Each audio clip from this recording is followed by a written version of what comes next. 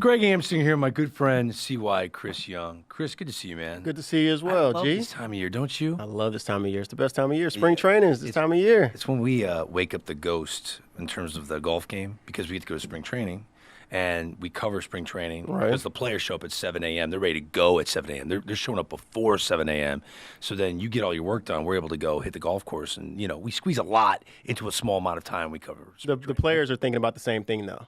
Players love the early start time because they're thinking about their tee times at the end of the day as well. Very true. Right. You're absolutely right. I also have this dilemma when I enter the spring training mode.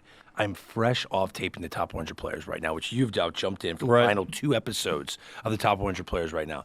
Do you know the grief that I've received over last 10 years, maybe more, over going from the top 100 players right now right to spring training? I wouldn't have thought about that in the past. The fact that I've been here a few years now, I've realized how much weight the players put on it. And the only reason it's shocking to me is because I don't remember players being that dialed into the top 100 shows when I was playing. But it's clear that I feel like players are noticing that it could potentially make a difference in their bottom line. Yeah. It could make a difference in how much money they make depending on where they're ranked. So I can't imagine for you. Like I say, I'm newer to the media side as far as between me and you. But what kind of pressure was that? If you had a guy that you knew thought he was a top 10 player, or do you have any stories of a guy who thought he was a top 10 player, wasn't a top 10 player, and you had to look him eye to eye, and he's thinking that you're the one I know. who made the list? Well, first off, they always think that that's not the truth because we have a terrific research department, men and women that really grind. And it's the way the game is played today. I went to spring training fresh off a conversation I had with Mad Dog Chris Russo, who made an appearance on the show, and we were debating Gary Sanchez or Buster Posey, who should be ranked closer to number 1. These two catchers. Gosh. And this is at the time when Buster Posey was like losing his legs, his power was going. And Gary was going crazy. And Gary was in a bunch of home runs. He was a much younger player. And I said Gary Sanchez. You got big games to play. You want Posey catching, you want Sanchez catching. I like home runs, and I look at Sanchez as a 40-homer catcher next year. 40 home runs, he's going to hit around 290. And I got Buster Posey maybe hitting 15 home runs with more support in that lineup. So I go to spring training, and Buster does one interview with our producer for a different show. I go, hey Buster, can we catch up? And he's like, man, I thought we were friends. I thought you and I were boys. And I'm like, oh, you talking Smiling or straight face? Yeah, it was straight face. And we had a serious conversation, man. Like, it was serious. It's not the only one I've ever had. I've had multiple conversations. And I've heard this from other, like, great, well-respected baseball writers. The number one thing you can do when you go to spring training is show up and look these players in the eye. Mm-hmm. If you're going to talk about them and be candid regarding what you think about them as players, the number one thing you can do is show up to spring training and not be afraid to show your face. So I've tried to remember that when I show up to the yard in Arizona. What the struggle I've had with the transition is that you say he thought y'all were friends. I actually have friends. I actually have teammates, great teammates that I've played with, to where now when we get to the top 10 and I have to choose between Mookie Betts and Aaron Judge and Shohei Ohtani, and like, these are guys that I played with. These are guys that when I'm playing with them, I'm looking them in their eye, man, you're the best player in the game. Right. And then all of a sudden, now I have to be on TV and I have to try to treat it as fairly as possible. Try to take any bias out of the equation and really look at each player and be able to say not only that I think one player is better than another player, but I got to say why. And then I start to feel like I'm in this arbitration case. No, but it makes sense you feel that way. Man, I didn't pick Mookie Betts because of this. And then I got to go see Mook and be like, yo, you cool being in top 5, right? Like, it's okay, top 5. But Mook is cool with it. But I could definitely see some players getting in their feelings, being like, man, I thought CY had my back, and he thinks I'm the 7th best player in baseball, and I think I'm the number 6th. I mean, it gets testy. I can imagine. Can I ask you a really tough question? What you got? All right. I remember you were great with the media when you played. You always treated us like gold. But you know that there are players that I'm sitting around waiting to do an interview, and they're supposed to come at 11 a.m. I'm in spring training, baking in the sun, no shade to stand in. And I'm not going to name who this player would be, but this happened multiple times in my career, okay? And I'm sure it's because maybe they're not a big Amsinger fan or whatever it is. And I'm waiting forever. Have you ever done that to a media member that you were not a fan of when you were a player? And do you recognize that other guys do that to media members? Like the guy standing out there, and you know a teammate of yours is never coming out to do that interview with that person. Yeah, I mean, you definitely have team. I really never fell into that personally.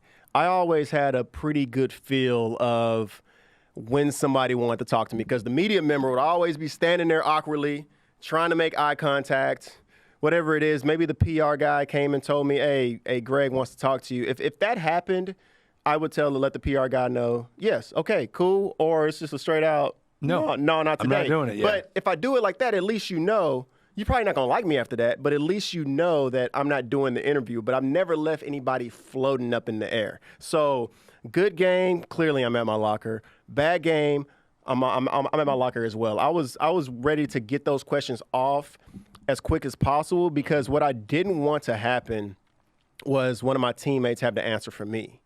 Because that was the biggest problem. If I jump in the showers quick, run up out the clubhouse, and then the next day I have to see a quote from Jackie Bradley having to speak about the error that I made in the outfield, just as a teammate and as a friend of these guys, I would never want to put them in that position. But you see it all the time. And it really wasn't until I got to the media side that I learned how intimidating that can be. So as the player, normally you can walk up to anybody and just talk to them about whatever, because they're cool. We're the player. So first year out of the game, really easy to get guys. Second year out of the game, you walk into a clubhouse and you see the energy. You see guys like, oh, no, not today. You're on the other side. And me as a player, I feel that. I be like, bro, if you don't want to talk to me, you don't have to talk to me. We don't have to do this at all. It's completely fine. But it's for the fans, and when you're trying to get the story and you're trying to get questions answered, and you realize that,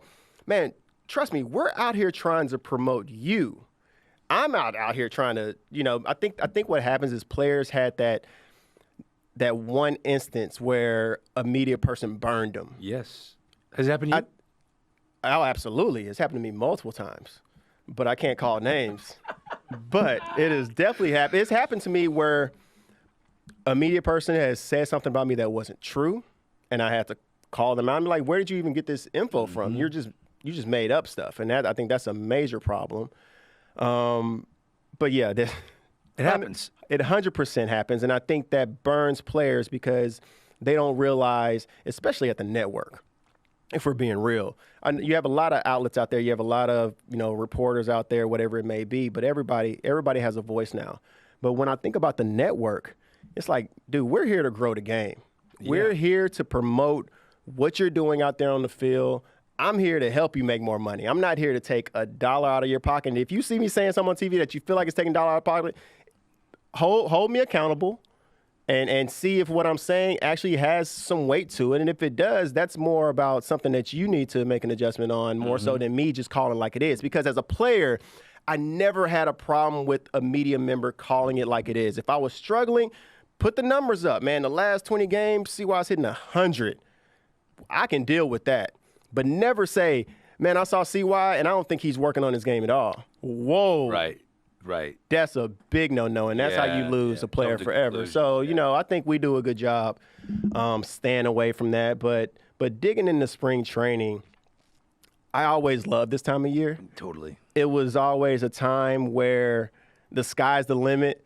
We've all been at the house and the cages and the weight room, working on all these adjustments, talking to everybody, going through tape of the year before. Man, we about to go crazy this year. Everything's feeling good. I can't wait to step into it and start to work, get with my teammates, get with the new squad, whoever it is, and get to work. So I guess from your perspective, you've been in this for so long.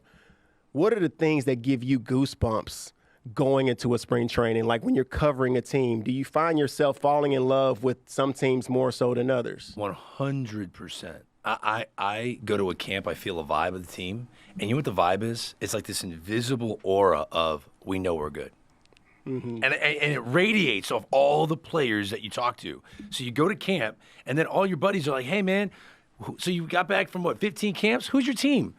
Now, we don't gamble. I don't gamble. I don't put any money on anything. Right. But there are lines of every team's got a line of how many games they're going to win, right? So all my buddies are like, so give me the team that you really like the most, and I'll come back. And this was the year that the Oakland A's had Olsen, Chapman, young dudes. Bob Melvin's like, we're going to be really good, Graham. I'm telling you, we're going to be really good. And I walked away going, I like the Oakland A's. I came back and I told all my buddies, guys, watch out for the Oakland A's. They got these young dudes at first base and third base. You're going to love them, Matt Olson and Matt Chapman. I'm like, really, the Oakland A's? I'm like, I'm telling you right now, that's my surprise team. And you walk away feeling that, you know? But then there are other moments where it's the polar opposite of that.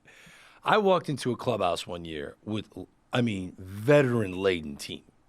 Stars everywhere. Fresh off a great run the year before. And I went into the clubhouse, and it was the worst vibe of any room I've ever been in, and I couldn't wait to get out of there. Well, what made it bad? Like my first year in 7th grade, I changed schools, and I will never forget walking into the cafeteria, and it was like one clique sitting over here, the other clique sitting over there, and it's like I didn't have a table to sit at. You know what I mean? Like, right. And I walked in this clubhouse, and there was like the pitchers were sitting in the middle table, the cool dudes were in the corner. There were like the veterans trying to make the team that got spring training invites. They're whispering over here. There are a couple new high-priced ticket items that are on opposite sides of the clubhouse just staring around waiting for someone to ask to do an interview with them because there was no one to talk to in the clubhouse. It was such a bad vibe. And I walked away going, things are about to fall apart for this team. Yeah. Cliques form fast with those type of teams. And you could tell that with me being in 6, 7 different clubhouses, like you could feel the difference. Like it was palpable. Like you could feel the difference of a team that had chemistry and a team who it was just something wrong with that clubhouse. So we're at a bar right connection. now, and there were no cameras on us. And I go, okay, rank the clubhouse vibes of all the teams that I'm not going to make you do it now. You could easily rank best clubhouse vibe I was ever in, all the way to the worst. I could say the good ones for sure. I could say walking in the Diamondbacks clubhouse. Clearly, just I was there for so long. I felt like I was a part of building the clubhouse culture that was in Arizona, so I felt very connected to that. But then when you bounce around to different teams, I was the outsider coming in, so I probably had a better feel of what was going on just from the feeling that I got as being the outsider. So when I went into Boston, you feel this youth movement of Mookie Betts and Benintendi and Jackie Bradley and David Ortiz kind of running the show in there. And he was a guy that the guy that you saw on TV was the same personality that you saw in the clubhouse. And he really treated everybody exactly the same. And that's in that clubhouse, when you have so many young players, you need a veteran presence that's completely cool with embracing the youth. Because I came into a Diamondbacks clubhouse to where it was an older clubhouse, and then it was this youth movement coming in. And at times I felt like there was a little bit of a head bump because you had some guys that were veteran players moving out and these young guys moving in, and we were trying to find out which identity we were. And that's happening in a lot of teams right now in spring training. A lot. So right now it's happening. It takes guys like David Ortiz to be the one to really be able to be the liaison in between the two and connect the bond of the veteran guys and the young guys. When I went to the Yankee clubhouse, I thought, man, it's going to be a little stiff in here. It's going to be a little stale. You can't really speak up in here. It's going to be dry. It's Derek Jeter's up in here. You walk in, it's like, man, Derek Jeter, CC Sabathia, Brett Gardner, Brian McCann.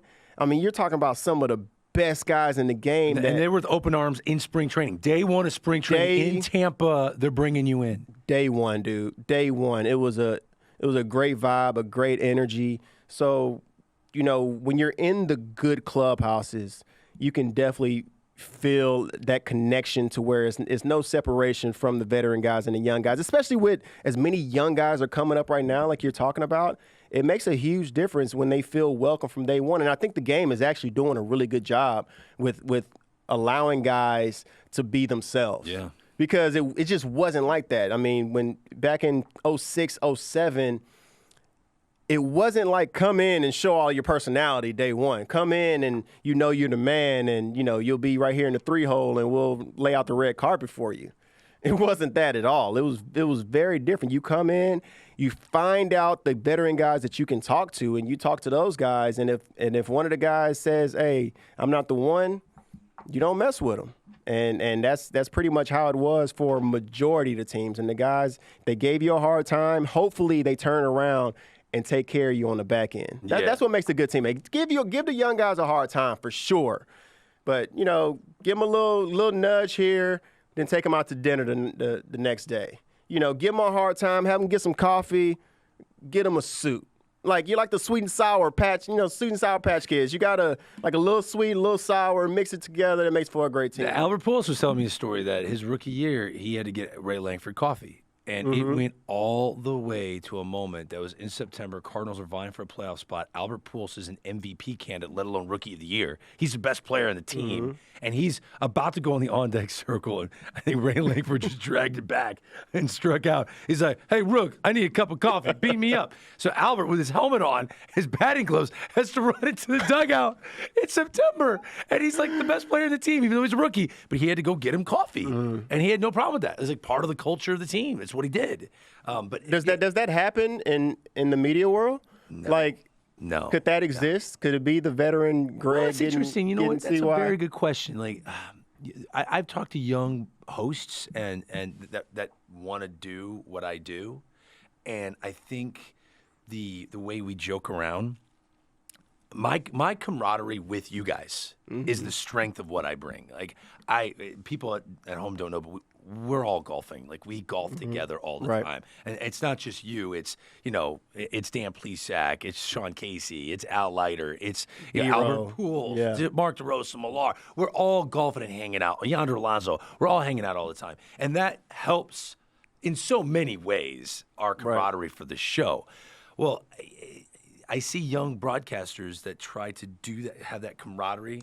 And baseball players are, like we just talked about, you got to go the spokes, the evolutional spokes of a relationship. Hey, rookie, whoa, you got to go get me coffee first. Like, I'm not just going to open up to you like we're best friends. It doesn't work like that. You have to build that bond off the camera before it just gets to that level. You know what I'm saying? Like, I guess in a way, it's sort of the same thing. Yeah, you got to see what that person is about. In baseball, you would have to see the guy in the cage. You would have to see his work ethic. You would have to see what he's really about. If he's really about winning, then you take him under your wing. Yeah, no doubt. And since you play so many teams, you have rare intel here. I know what my answer is to this, and maybe you don't want to answer. Cactus League or Grapefruit League? Which one's better? Cactus League. It's not even close. Thank you. So what happens when you're in the minor leagues? You almost get scarred when you're a minor leaguer because A-ball, AA, and all the way until you get to the point of AAA, you're riding a lot of buses. Bus rides are just a part of your life. I played in the Southern League in Birmingham. It was nothing to have a 10-hour bus ride or a bus ride to Jacksonville, Florida. Like, that was very common. So when you get to spring training, I grew up in the Cactus League. So you get to spring training and your road trip is 30 minutes from Scottsdale to Peoria. That's nothing. That's lovely. That's lovely. You go, you play your game, you get your work in, 30-minute drive back to the stadium, get moving with your day. You don't feel like you're wasting time. When you get to that Grapefruit League, bro, you start looking, you literally look ahead of time at the schedule of spring training to see, okay, if I'm with the Mets or if I'm with the Yankees, either one, I'm trying to see, all right, I'm in Port St. Lucie with the Mets. I got to take that. Am I going to have to take that road trip to Tampa, which is a 3-hour drive? Like, when you think about that, think about this. I have to play in a game. We get there at 6 in the morning, hop on the bus, grab a quick bite, hop on the bus at 8 o'clock, take a 3-hour drive to Tampa, just enough time to hit some BP and get your clothes together or whatever, play a game. The game, you have to wait for the game to finish. Right. Because the older guys normally get to leave around the 4th or 5th inning if it's early in spring training. So let's say now you have to wait 3.5 hours, because back when we were playing, it was 3.5, 4-hour spring training games. So now it's 1, that's 5 o'clock, 3-hour bus ride back. I mean, you're getting home at dark. And you guys wake up when it's dark. And you feel like you got less work in because you didn't have the extra time to hit in the cage and do your other early work that you would ideally like to do with your coaches at the spring training facility because you're spending all that time on the buses. So if you were the young guy, you would look at the schedule and you would know, I'm going to Tampa. I'm going to St. Lucie because, Jeter ain't going. He's not. Jeter ain't going. No way. What's going to happen with the veteran guys is that they're still going to get their work in. Yeah. They're going to actually get more work in because they're going to do all their normal cage work, all their normal field work, however they want to do it, and then they'll go jump off to a backfield because Shohei Ohtani is doing a bullpen back there pitching the hitters. Yeah. So you go and get 5 or 6 at bats. You get more work in when you don't play in a spring training game. You get more work So let's in. play that game for a second. I'm going to give you 45 seconds, okay? Perfect day of getting your work in for Chris Young, because all of you guys remember, you're creatures of habit. You always remember how things, if you could script it in spring training, and a lot of these guys have this right now, it's not a game day. You're not playing a game. At what point of spring training? Beginning of spring training or end of spring training? Beginning, because that's where Beginning we're of at right spring now. training. Beginning All right. of spring training, Chris Young wakes up. What time do you wake up? When do you show up? In 45 seconds, tell me your perfect get your work in day. Perfect spring training day. I'm waking up around 5:30, showering, getting to the field around 6 o'clock to 6:15 because wherever we stayed was always close to it. Sit down, eat breakfast, talk to my teammates. From there, go get my workout in, go ahead and knock it out, get it out the way early. From the workout, change clothes. How long's your workout? 45 minutes. 45 minutes, we getting after it. Cardio? A little bit, not a lot. I mean, I'm slim, core dude. Core work. I mean, I do a leg workout, whatever it may be. Strength work, not much 45 cardio. minutes, okay. Cardio finishes the day. All right. From there, cage work. Everybody has a little time slot that they have with the hitting coach to where nobody's really stepping on each other. You go get your cage work in. From there, I'm going to go do my defensive work and get ready for stretch. Stretch is normally not until about 9 o'clock, so that gives me plenty of time to get my workout in, eat, hit, throw, and any other early work I want to knock out. Then I'll probably have a good 30, 45 minutes to chill before we really get the day going. So it makes sense when I'm told we're going to get a player at 8:45 that player would be like, I ran out of time. You're catching them right before stretch normally. You're catching them, if they got their work in early, you're normally catching them right before stretch. And it just matters if that time bled over too far to where they feel like they need to chill a little bit before they talk to you. And then you have to wait. They have to clear their mind. And then you have to wait till post-game or right before the game. Sometimes I feel like I've run into players who were in spring training disgruntled after cage work, and then they nix the interview. Now, you just made a smile. Like, you can actually feel like you lost your swing in cage work, right? I feel like guys have walked out of cage work where they're not happy with the results. At this point, you got to remember, all offseason we've been working on something. All offseason we're expecting this to transfer into spring training pretty much right away. So if you have one of those days where, man, I've been working on this all offseason and today I'm just not feeling it, maybe you want to go back in there and get a little extra time in and you don't have time to try to bust this interview out real quick. I mean, it happens all the time. So I know from the media side, you're sitting there like, man, what's going on with this guy? He's going to give me this interview, but hey, he's working. He has a job to do, and I respect that. And they don't always understand that we have a job to do too. But when it comes down to it, man, they're the priority. They're the priority, and we're the ones who have to adapt, and that's what we do in the moment. We have to adapt. I mean, going into spring training, what is your ideal spring training day? My ideal spring training day?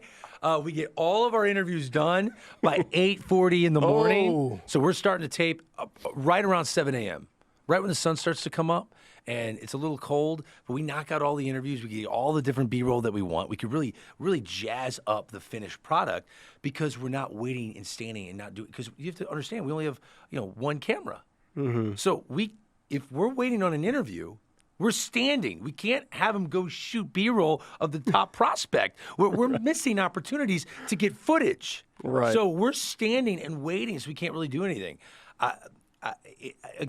We love golf, so if we can get done earlier, then we can tee off earlier, and people don't want to hear that. But that's obviously the perfect day from my point of view. But I do recall a day that if you're going to make a book of MLB Network spring training famous stories, I think this would work to go into the book. So think about one of your favorite spring training stories. Doesn't have to be anything related to being in the media. Just it could be. I'm going to go first, so you're going to have time to chew on this, okay? Because I put you on the spot.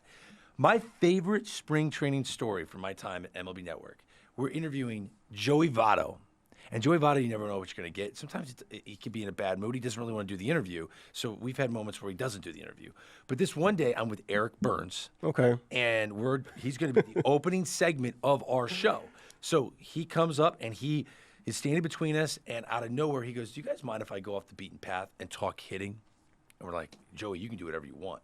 And he goes, there's a lot of talk about launch angle, this, that, and the other. I want to point a couple things out. So here you have one of the great hitters of this generation walking you through what is actually important, what's not important, what's vital, and what you need to survive. And he's teaching hitting at this high-end genius level. And we're sitting there going, oh, this is amazing television. So we wrap it up, and it's a really long interview, and he leaves, and we're like, this might end up being the best spring training show we've ever done. And this was the last interview of the day because we were waiting for Joey Votto. So we're so fired up. We're excited to do this show and put it on the air. And all of a sudden, our producer, don't say it. He comes back and he goes, Don't say it.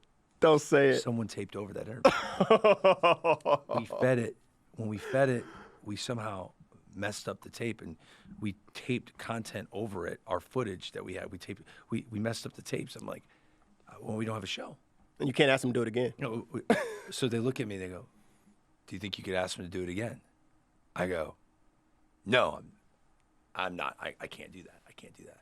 So our producer, who doesn't work here anymore because he's now a powerful executive at a different network, had the courage to go into the clubhouse. And he goes, and Joey Votto's in street clothes because he was the last one to do the interview. He's in street clothes. He's about to leave. Whole clubhouse is empty. And he goes, hey, Joey, I know, I just want you to know this was really amazing what you did for us, but unfortunately the tape got messed up. And he goes, you did that whole interview? The whole interview's not going to air? He goes, no. I know, but I know this is terrible to ask, but do you mind putting your jersey back on? He's like, I'm leaving right now. He's like, I get it. I just wanted to throw that out there. Thank you for considering. And he comes back out. And he walks out. And we go, how did it go? And he's like, no. So now I'm sitting there with Eric Burns. I'm going, okay, what are we going to do? Joey Votto's the face of the Cincinnati Reds. We don't have him in our show. We don't have enough content because we're expecting this to be like a 6-minute interview for 30 minutes of content. This is supposed to be the heartbeat of our show. So we're trying to brainstorm. And all of a sudden, here he comes. Head to toe, full uni. Does it again, even better than the first time. I hugged Joey Votto. And I told him, I will never forget this. You are a first-class human being. It's a lifesaver. That is my favorite spring training. Who does that? That's sick. That's sick. I mean, that's an amazing and gracious person. Joey's a one-of-a-kind guy. Like, he was the guy I would go to first base. I remember he won MVP, and then the next year he didn't win MVP. And then next year, I think I was on first base, and I said, man, you've had an amazing career up to this point. What adjustment do you think you made in your MVP year, to win MVP? He said, I just tried harder. Straight face. And you're I try hard every day. So is anything mechanically or anything? Yeah. No, I just tried harder. Like, I really wanted to win it, so I tried harder. And I'm like, is he messing with me right now, or is he straight face and never switched it up, man? I got a favorite for spring training story. Is it as a player or media? As a player. Okay. As a player. I don't have one as media yet. This will be my first spring training coverage on site. Oh, nice. Yeah, really looking forward to that. Oh, you're going to love it. All right, so for me, it would have to go back to, let's say, 2005 spring training. No, 2004 spring training, because I couldn't have been in big league camp, so I was with the White Sox still. Ozzie Guillen's the manager of the White Sox. When you're the young guy, let's say you're an A-ball, especially, let's say A-ball, because it was after my A-ball year. I had a great A-ball year. Feel like, man, I'm moving up the rankings fast. You get the spring training. Ozzie comes and talks to the young guys. Hey, man, you guys are going to get a shot here in spring training and come show someone what you can do. So we would normally get the shot by going over and running in pickoffs and rundowns. That's what we would do, to where I would go over Mark Burley, Paul Konerko, get into a rundown drill. Those are good teams. I'm trying to juke these guys out. They're like, "You're doing too much, kid," and they'll hit me in the back with a baseball. Like, dude, just get out. Don't try to get caught up in the rundown. But I finally get my chance. We're playing out in Surprise. We're playing the Rangers. And Ozzy's like, "All right, kid, you're coming over with us. You're taking the bus over to Surprise with us." That was the long road trip. Was Surprise. Right. From Tucson, though. I was in Tucson at the time. So Is that even an hour, though? Yeah, it's about an hour, Okay. which was a long trip for us. So I go out to the game, locked in, 5th, 6th inning comes around. That's the time when the reserves go into the game. I'm saying, man, I'm going to make the team today. Coming out of A-ball, I'm thinking, man, I got a shot. Yeah. Aaron Rowan ain't got nothing on me. Rowan, yeah. You know what I'm saying? Yeah. Scott Pasek got nothing on me. Scotty P. This is how this is about to go down. I'm about to go out here and make a play. So, and I prided myself on my center field play. I get out the center field. I'm locked in, and you find yourself more worked up on defense than you do when you're hitting for some reason. I think you just have so much time to think. But I'm standing in the center field. I don't remember who the hitter was, but somebody hit a low line drive to me. And I take a sprint in, take 2 steps in hard. The ball's flying over my head. I said, oh, my gosh. Ball hits the wall. A ball that I ran in on.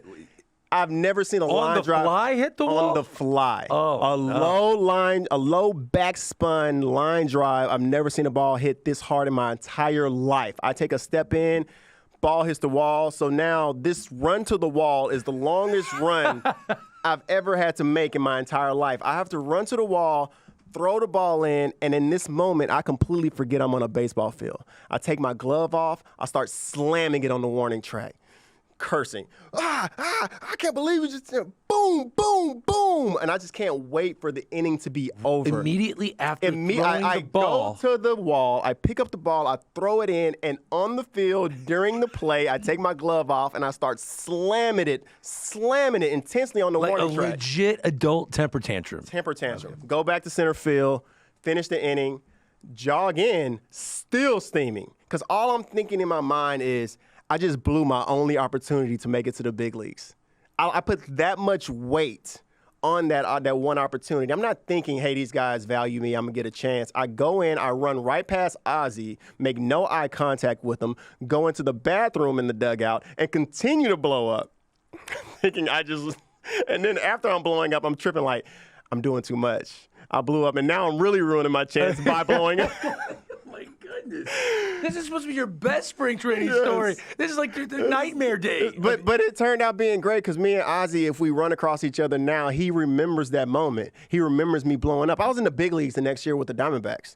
Like, I was that close to knocking on the door to the big leagues, but I put so much pressure on myself in that moment because when you're the young player, you don't know how many opportunities you're going to get. I wasn't a first-round guy. No, you weren't. I wasn't a top-tier pick to feel like, oh, I'm going to get the opportunity no matter what. As a 16th rounder, you feel like I have to do everything right at every given moment or somebody else is going to get the upper hand on me. So you put this immense amount of pressure on yourself to make sure you come through in that moment. And right there, I felt like I threw it all away. I mean, 13 years later, it doesn't matter. But how was the phone call with your parents like after that game? I didn't tell anybody about that. You didn't tell anybody? No. I didn't tell anybody. I didn't check in on you? Like, No. hey, so how'd it go? No, I internalized everything. I think I do that now. That's probably a problem I have. Yeah, eventually you might need therapy, but you'll be fine. It's so good. All right, so that's when you were a young player in spring training. As a solidified guy, do the young bucks that are giving everything they got, do they annoy you a bit when you're the veteran and you know when to go all out, you know when not to? Like the try harder guys. No, I mean, You don't want to be on the field with them, right? At the same time, it's like, man. I don't mind. I mean, I understand that. I think I grew as a teammate over the years. Like, yeah, if you would have asked me that early on, it probably would have bothered me. But as I gained more years in the league, I understood that everybody just processes things differently. And some guys look like they're hustling hard and it's fake, and some guys don't look like they're trying, but that's just the speed of their play. Yeah. Like, everybody plays the game differently, and everybody processes success and failure differently. So not until I really understand that teammate can I really try to judge how he's treating the situation, because normally we don't like seeing guys who don't look like they care enough.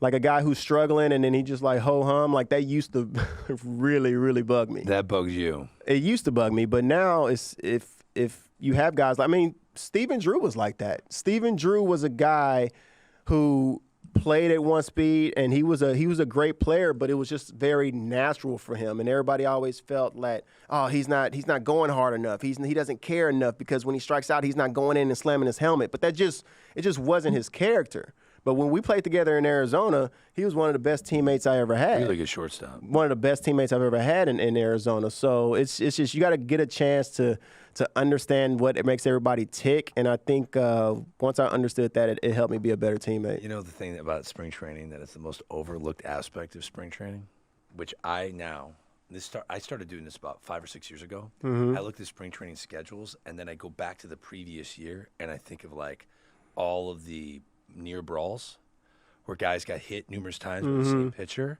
And then I go, people need to understand, bad blood from the previous year does carry over to spring training games. Yeah, for sure. Because you're not going to get in trouble to the extent that you're going to get in trouble if you're a reliever and you can't stand a hitter and you have bad blood from the year before, you can't just drill him in a regular season baseball game when there's already one guy on, no one out. That regular season baseball game matters. But in spring training over the years, we've seen some bad blood explosions out of nowhere. I think spring training is when you bring out your personal vendettas. Yes. I think spring training is not so much about team beef, but more so personal beef. If it's a one-on-one matchup and they have some personal beef, I think that's when you see it come to a head. But if it's team beef, or this entire team, when I was in Arizona, us and the Dodgers always bumped heads. But you would never clear benches in spring training. We've seen it though. We've seen it. We've seen it, but we would save it for the regular season. Yeah, the one thing I find weird about baseball players, it's the loyalty. It's an immense loyalty. You're around these guys so much. Was there ever a brawl that you're like, I really don't want to fight for this guy? But you guys just all run. Like, I mean, if sports networks brawled, right? And I've got my favorite coworkers. I've got my least favorite coworkers. If one of my least favorite coworkers gets into a fight with another sports network, I don't know if I'm just like just running out there and I'm throwing haymakers. Like, you guys are so loyal to all your teammates. Yeah, we look out for the boys. No, I never had a teammate. I had great teammates, man. If I didn't have one, I would tell you. If there was a guy, because this is what you're talking about. You see the guys who you feel like are always starting something. You're starting something for no reason at all. You're taunting the other team literally for no reason, to where if you make this bad, you gotta lay in it at some point. You're the one creating this drama. You go ahead and handle it yourself. I never had one of those teammates. I felt like I was always the guy trying to look out for the guys. You know, I remember we cleared benches. Russell Martin and Stephen Drew cleared benches one time, and I remember running in there. I remember the Diamondbacks, like I said, Diamondbacks and the Dodgers always got after it, but it wasn't until the next season after I left that they actually went to blows. So we never, with baseball, you know how it is. You clear benches, everybody comes out, bullpen comes in, everybody takes their time to make sure everybody's in the right position. Nobody ever does anything. It's kind of like a really long, slow dance. Yeah, I mean, you see. With a lot of profanity. The next year, I remember Arizona and LA got into it at Dodger Stadium, and that was the first time that I really saw it come to the head. After that, it was the Reds and the Cardinals with Phillips and Yachty. Oh, that was Remember a that big one. That was a big one. That was a big one. So yeah, so some guys got hurt like permanently from that one. That was crazy. Yeah. We're in the early stages of spring training. This is when you go to camp, guys are in a good mood, right? Like, it's exciting. Before we wrap this up, how soon does it get old? Spring training? You know what? That's been an age-old question, because it's understood that pitchers and position players need different amounts of time to get ready.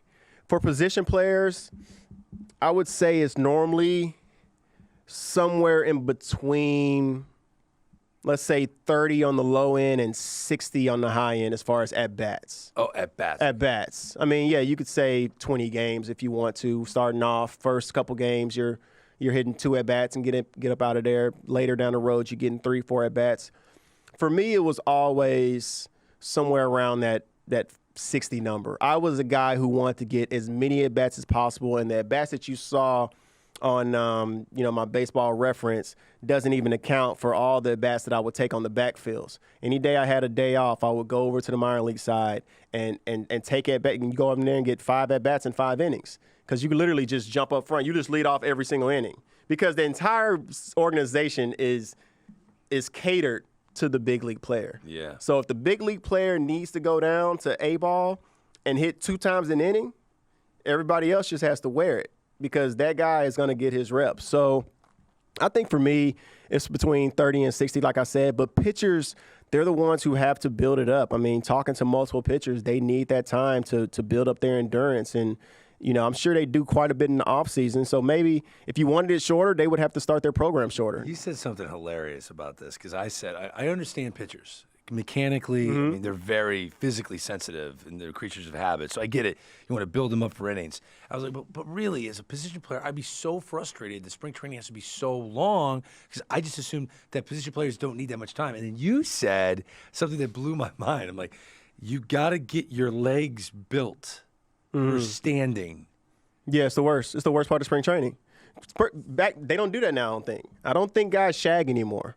So we used to have to shag BP. So the worst part of spring training by far, and what people just won't understand until you actually do it, is just go stand out in the outfield for 45 minutes a day in between batting practice round with spikes on and do nothing. Just do nothing. It sounds like, oh, man, baseball guys shouldn't be tired or your legs shouldn't hurt, but just That's hard. You're saying it's a hard thing to do. Go put spikes on and just go walk around for about an hour and just go stand in a random field and heavy-legged run around and go pick up apples off the ground or whatever you want to do. It's the most miserable part of spring training, and nobody looks forward to it. You don't get any better. You have one round where you really get after it, where you stand in center field and you're really busting it. You clear out the field. Let me get my reps in. Let me get my work in. But after that, what are we doing? That's the worst part. What are we doing? It's the worst part. Before we say goodbye, the best part, the golf is amazing. Give me the golf course, the number one golf course. My number one? In Arizona or Florida? Arizona. That Florida. So you're Arizona spring training guy, too? All the way okay. Arizona. Just to be clear on that. Not even close. And then my number one, Whisper Rock. Whisper Rock's solid. That golf course is amazing. Now, I think Silverleaf is right with it, and Scottsdale National is a gem, but Whisper Rock is a special, special golf course. Nicholson did a great job with the elevated tee boxes. It's a 218s. Gorgeous. Clubhouse. Beautiful.